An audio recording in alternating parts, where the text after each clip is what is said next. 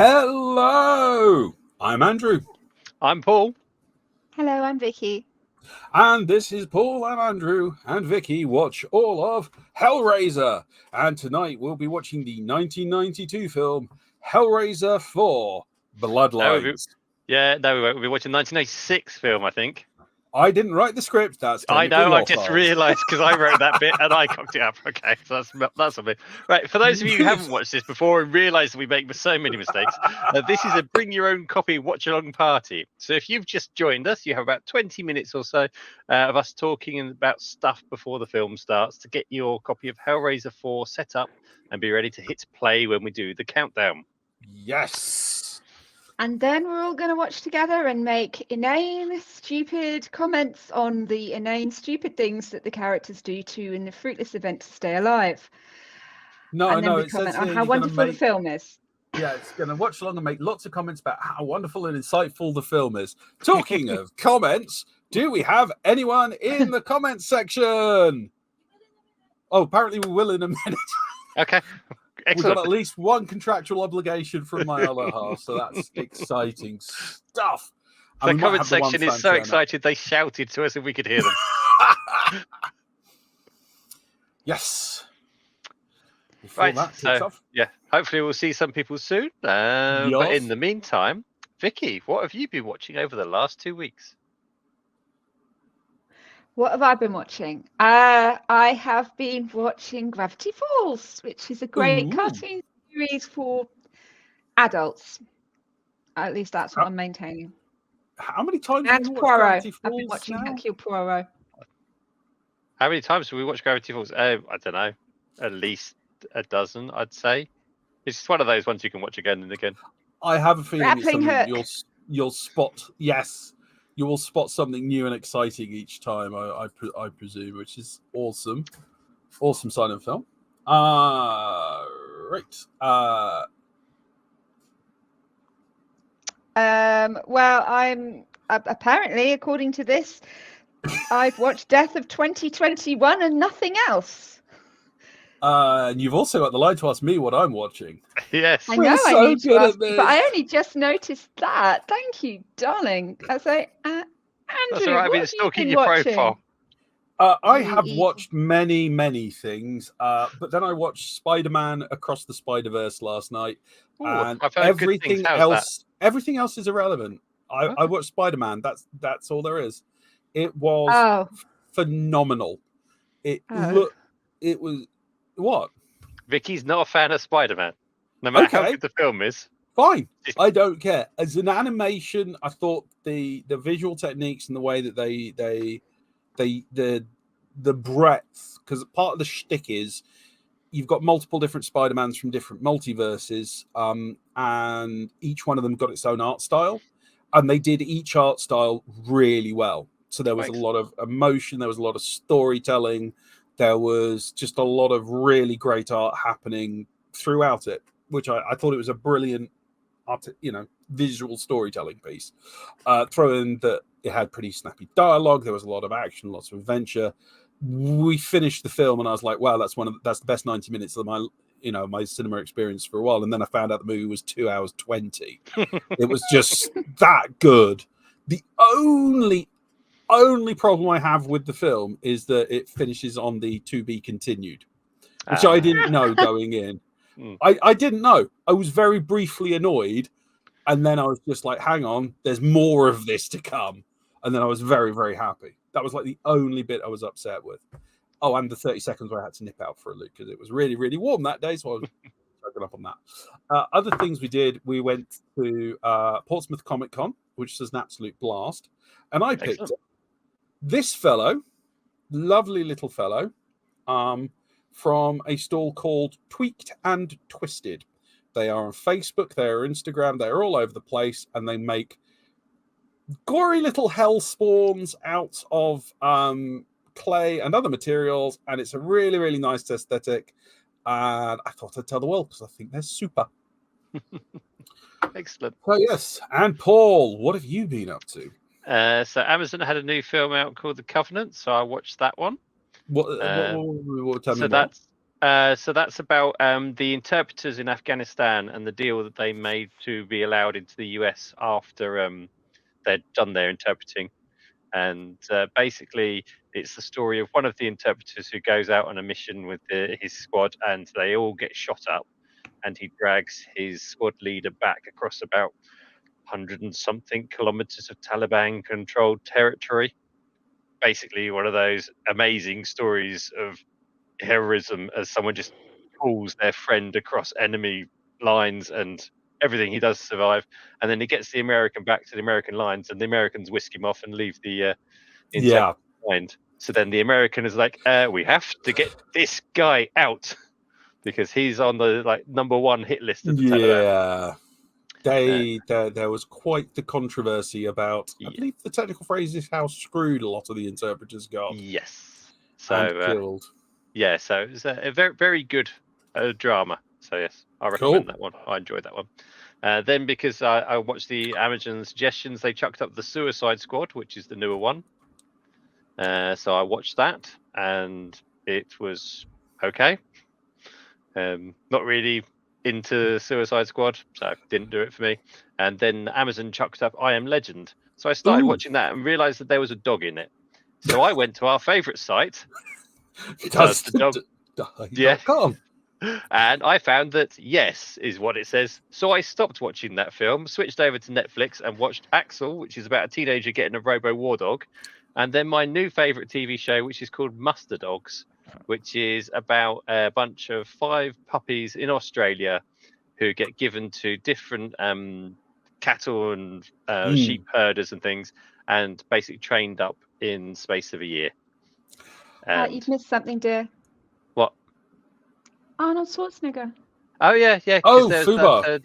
No, not Fubar. The Arnold Schwarzenegger documentary. I still got to watch that. Yeah. I think it's only 3 episodes long. Yeah. And it goes through the 3 stages of his career.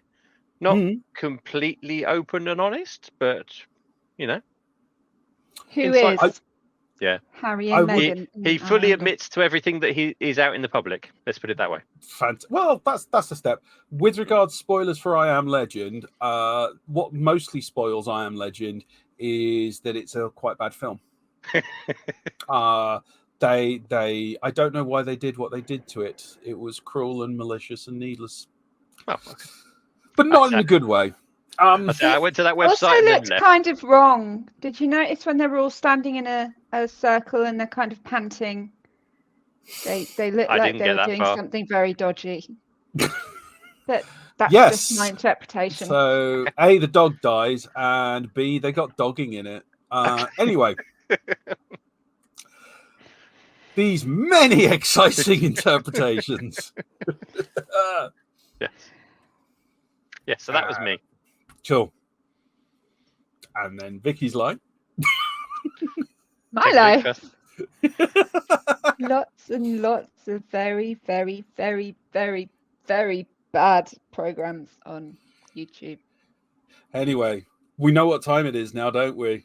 What time is it, Vicky? It is the time of the show which fills me with admiration for all of my geeky fans. Oh my, you say make it sound so good. But we're going to start with my personal excitement section. Here we go. Let's go for it. Hello, thank you for that lovely introduction that I didn't write myself. And welcome to this series of Paul's exciting world of Hellraiser statistics. Any resemblance to excitement, living or dead, is purely coincidental. So this week I found out that the original Halloween film had been reclassified from an 18 to a 15 when it was re-released for its 40th anniversary. This wasn't something I was aware of, but there you go. And I've heard about filmmakers wanting more audience to see their products, so they're quite keen to keep the age rating to 15 rather than 18 for a number of films. And I wanted to see, especially these days when a 15, where an 18 rating is it's got to go some for a modern film. Yeah. So, with the kind of films that we're watching, I was kind of interested to see if they'd been impacted by that trend or not. So if I can get my slides moving. There we go. So this is the Halloween films. Not particularly exciting here, but there's only 2 of them that were originally released as a 15. As I said, the first one got reclassified, but on their original release, there were only 2 films that were 15. So that's Season of the Witch, which you can kind of understand because it was a slightly different kind of film, and Resurrection was the other one that got released as a 15. Friday the 13th had 4 films which were originally released as 15s. So that's Part 2, Part 3, Jason Lives, and Jason X. And to my mind, that sort of makes sense as there's a bit more humour focus in the Friday the 13th franchise. Or at least we found it more funny. Well, yes, very true. But at the moment we're watching Hellraiser, and that's been incredibly consistent. Every single one of them has been an 18. I wonder why. Yeah. So as we can see across all of them, there's been a few 15s released in the 80s. There's a couple that were both released in 2002, which were both 15s. And I wondered if that sort of reflected a general trend in where we're going. So I looked at how many films have been reviewed by the British Board of Film Classification to see what percentage of the films were 15s and 18s. And the 15s are generally quite consistent. They hover around about the 35% of films reviewed and rated by the BBFC each year.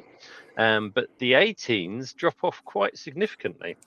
So you can see that up until about 1984, there were about 40% of the films released each year. Yeah. Then they dropped to about 30 towards the tail end of the 80s. Then from 91 to the current day, there's been pretty much a regular reduction in them. And now they're hovering about only 5% of films for the last 10 years or so. So that's, I mean, from 40 down to 5%, that's really dropped off. And that's not just the case of the percentages reducing because more films are being released. Actually, the numbers in 1978, there were 138 films rated as 18. And in 2018, which is one of the last years before COVID, there was down to 45. So you can see just the numbers dropping off. Certainly means that these kind of movies aren't anywhere near as common as they used to be. So it could also be different distribution paths for them. Yes, very true. For the 18, but if anyone is interested in the 80s rating and the history of the BBFC, I would absolutely recommend a documentary from 2010 called Video Nasties, Moral Panic, Censorship and Videotape, of which you can find a review on trashortreasure.blog. Remembering my own website. We've got a comment. Yeah, there was also, absolutely agree with Pink Apple Jam. There was also a shift in the 90s where they altered some of their criteria.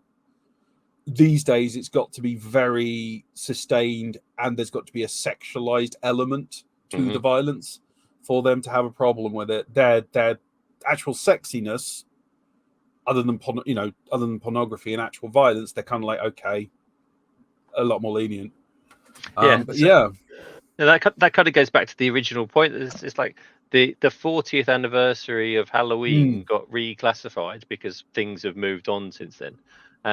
In recent years, one of the films which has been released and had received the most complaints is a film from the 80s which had its 40th anniversary re-release, which was Flash Gordon.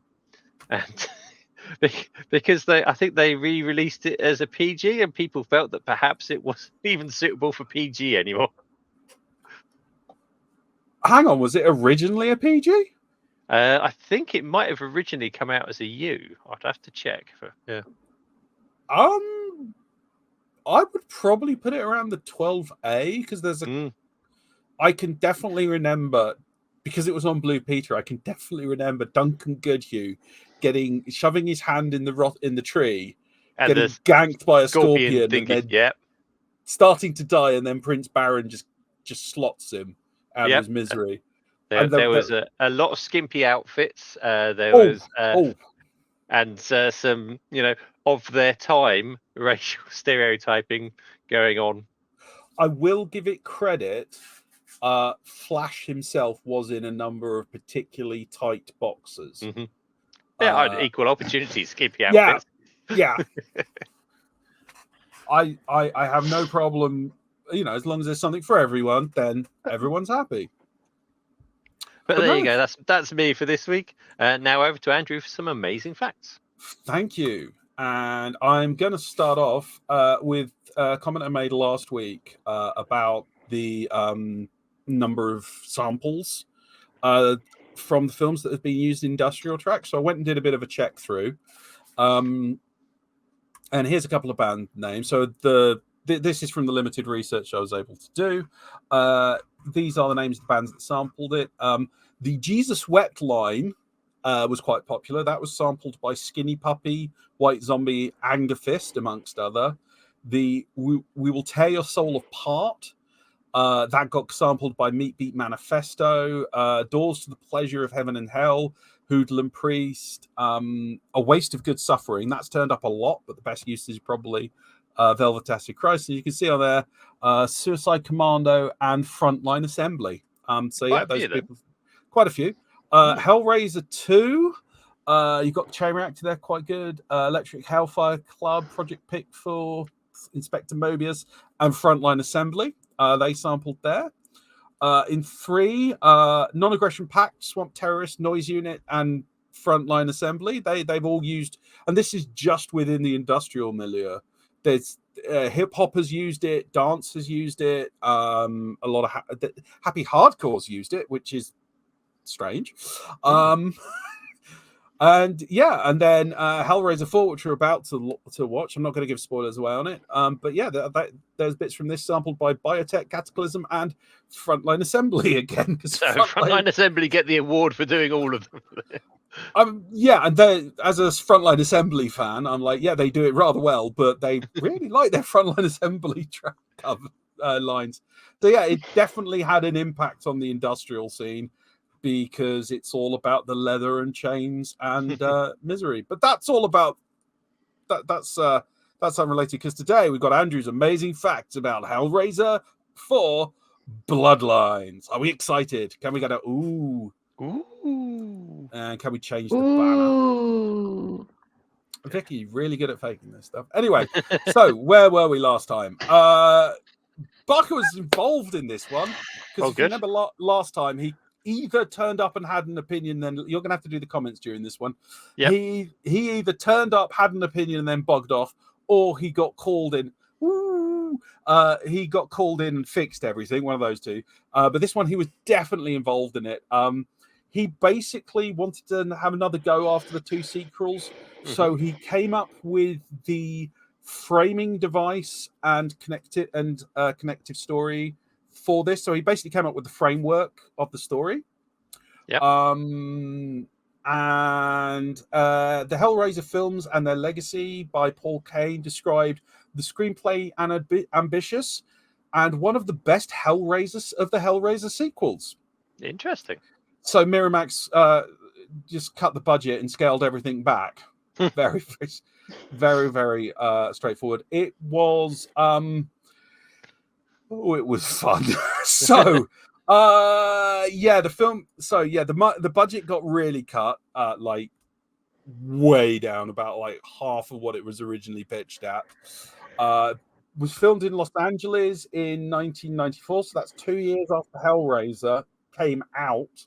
So they actually didn't think about making the sequel until after the Hellraiser 3 had left the cinema. My God, that is slow. And it was with director Kevin Yuga. They used locations included the Megan building, which is rumored to be haunted. Doug Bradley called it the shoot from hell. Constant changes in the team, illness amongst the staff, general disruptions. But the 110-minute film was finished on time and on budget and delivered to Miramax. Have you seen how long the movie we're about to watch is? I'm just checking that actually now, because when you said 110, is that it's about 85 minutes. Yeah. I did wonder how that math was going to add up.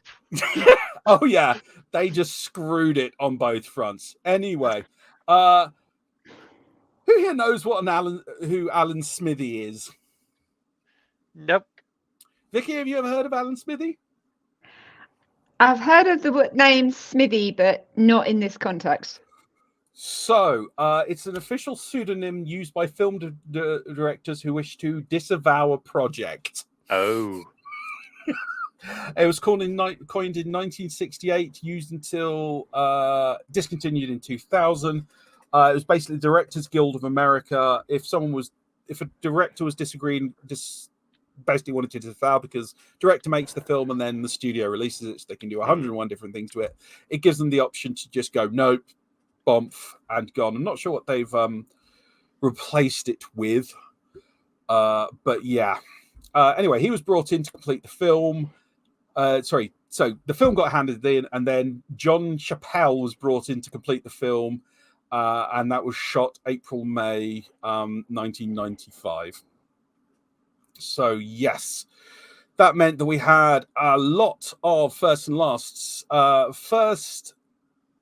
So not only was it the first Alan Smithy Hellraiser, it was also, so far, the only prequel-sequel conclusion of a franchise. Prequel-sequel conclusion? Yes, it still operates as a canonical prequel, sequel, and conclusion to the whole franchise. Even though it's movie 4, and we got it, even with the reboot, it still works as a conclusion. A pre-conc was the best phrase I could come up with, so that's a great first. It was technically the first film directed by Kevin Yeager, even if he completely legged away from it. It was the first major role for Adam Scott, who actually impressed everyone enough that his role got expanded, which is kind of nice. There are going to be a lot. It's going to be interesting because there's a lot of people cutting their teeth on movies in this series coming up. It was the first Hellraiser not to be screened for critics. So those are all the firsts. And on the last front, it was the last Hellraiser to have any involvement from Clive Barker, no matter what the posters say. And it was also the last Hellraiser to get a cinema release. So it killed it, basically. What? Oh, no. It's not so dead. After this, cinemas said no.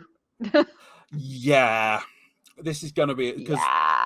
This is going to suck, isn't it? Even Halloween, very...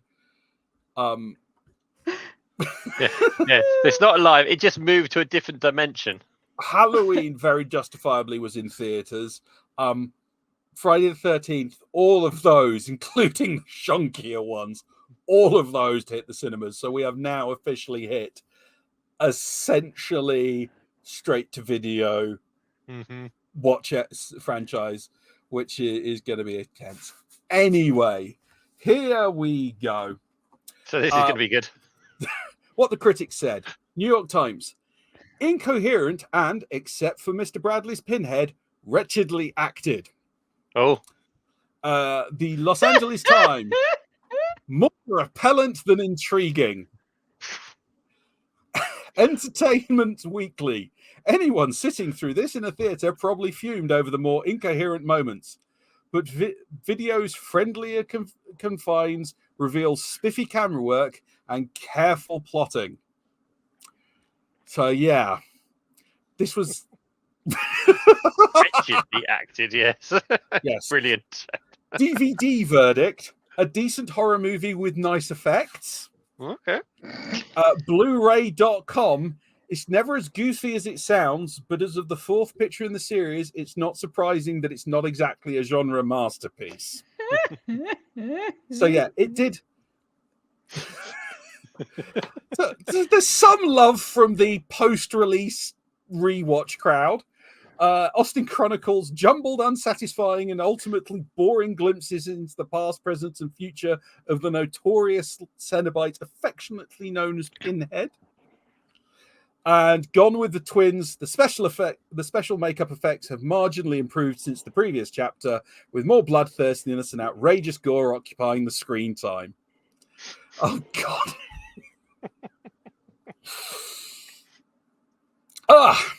So yes, that's what we're looking. That's where we're at for this one. Sounds brilliant, doesn't it? So, So, with here's what IMDb. expectations- Here's what IMDb had to say about the film. In the 22nd century, a scientist attempts to right the wrong his ancestor created. The puzzle box that opens the gates of hell and unleashes Pinhead and his Cenobite legions. So, Vicky, are you excited about watching Hellraiser 4?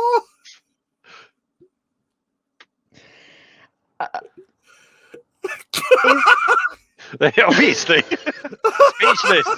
Right. I'm speechless. That's everything we need to know. Yeah, that's everything. Oh, she's in on time. Yay, hello. Flock. It's the one fan. No. Oh, so Paul's doing the countdown. Okay. I am doing Oh, yeah. the quotes. You're doing the quotes, right? Fair. Right. Laura, sorry, Pink Apple Jam is on the seat of the cancel button. Yeah. It's on the speechless section. Everybody. Yay. Oh, if everyone's ready, I don't know if I'm ready. Paul, Are you ready, Vicky? No. But let's get on with it. Right. So I hope everybody's got their films together. We're going to do the countdown now from 3, and then we'll all hit play when I say go. Okay then? So 3, 2, 1, and go.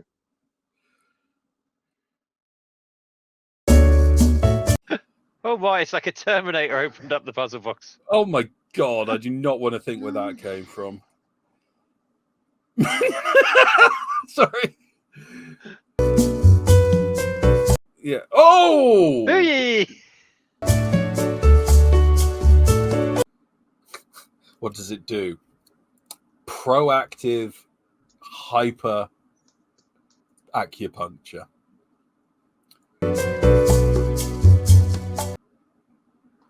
Oh, finally we see something. And it looks like someone's washing. It's like the world's most BDSM washing line.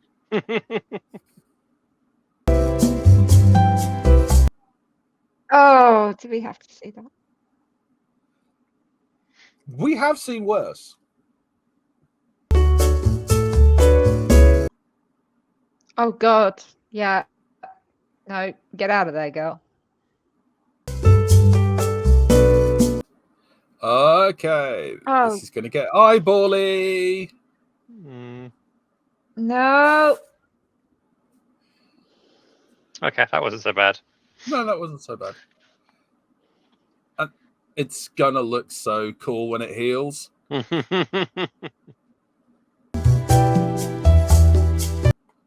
Wow. He is going to have his world rocked and then die in a messy way. Because I'm going to wear your... He's going to get the rocking element of it. He's going to be taken up to the attic. We've seen this before. He's going to the basement and she's going to wear his skin like a glove. Here we go, chain time. Here we go. The spinning bed in the room. Hurdy-gurdy bed. Oh my God. Yeah. Trying to have a bonk while getting seasick. Yeah, but why did those idiots go down that corridor? It's creepy. Well, it's their horrible. job. It's in the middle of the night. And then Pinhead turns up. I will put all your colors with your lights. Put them in a high temperature wash. Well, I think he's dead. Yep. Oh, that's quality. At least he fired the las gun. It's the little bit of side eye that he gave as well as he was going past. It's like, oh yeah, there you are. Yeah, no. Strangely upset that he nicked several billion of their dollars and built a space station that looks suspiciously like it might change shape in a minute. Nice. Was that just like the microwave room or something? I don't know. That was a good, solid, chunky explosion. Oh yeah. There was good particle. There was good lumpy. Well, Finn, done. Move on. That's over.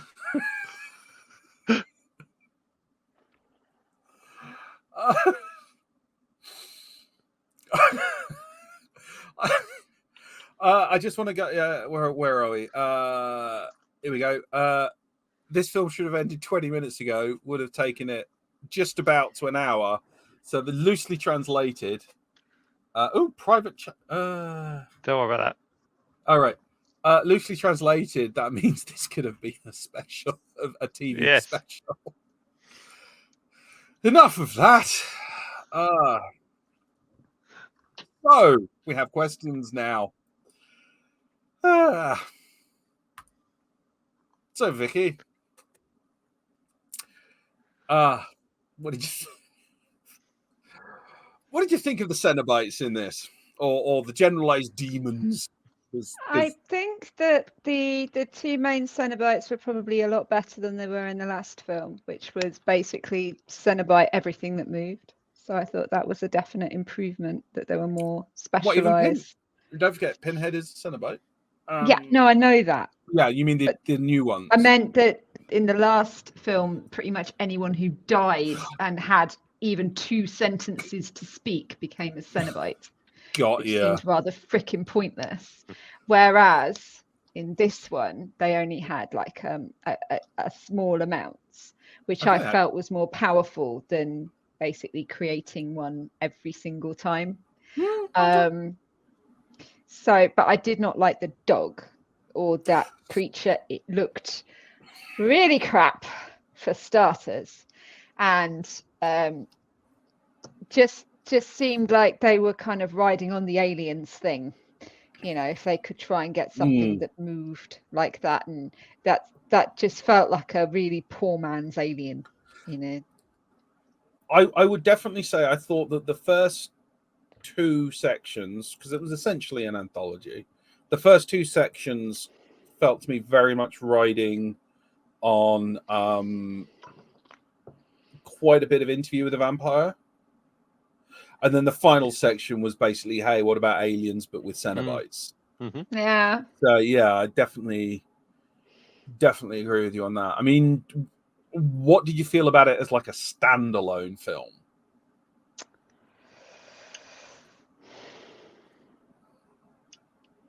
I mean, it has a link to one of the previous films, which was the building, but it could stand on its own. It could stand alone.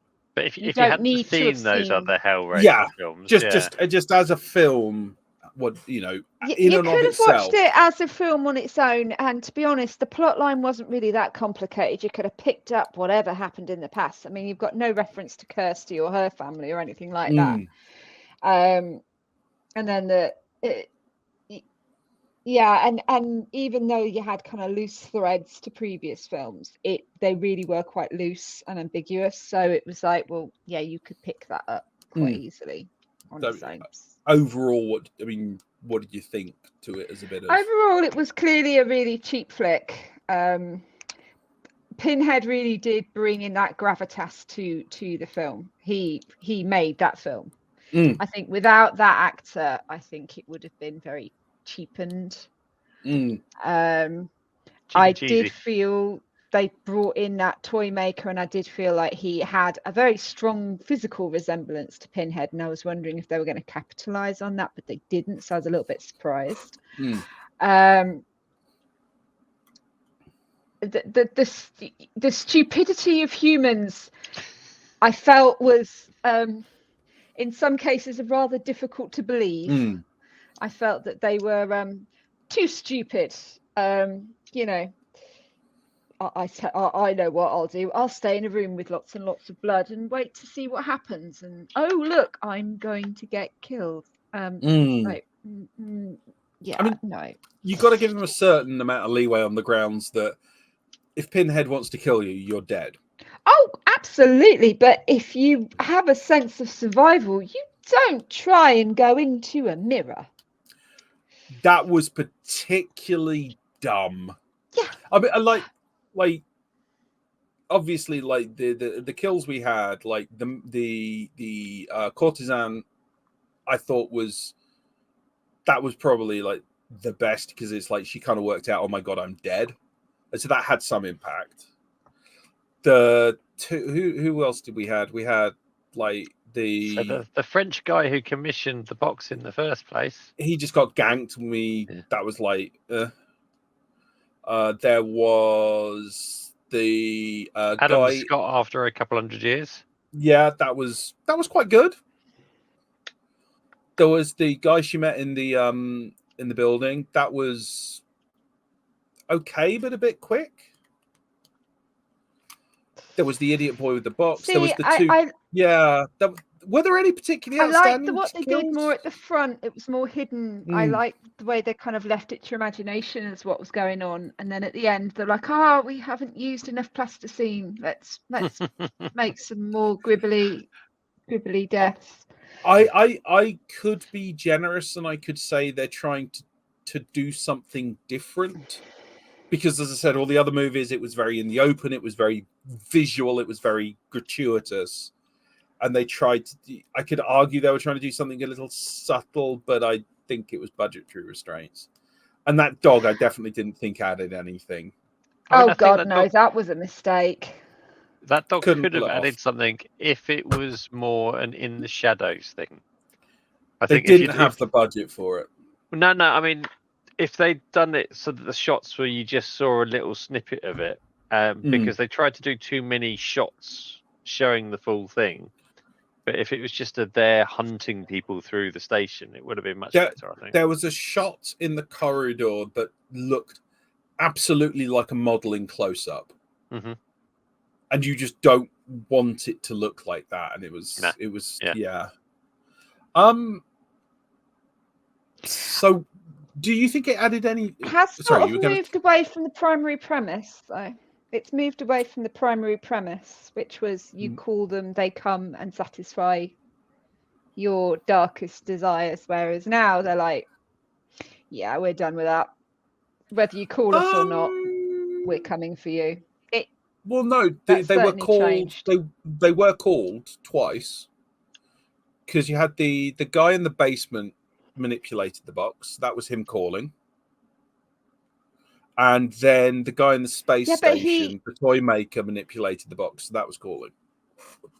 And then they did a walk around. They were called, but in the first two films, they only went after. I mean, even the girl that basically solved puzzle boxes, they instantly walked in and went, "Well, she didn't call us. It was you, even though you didn't activate that box. We know it was you."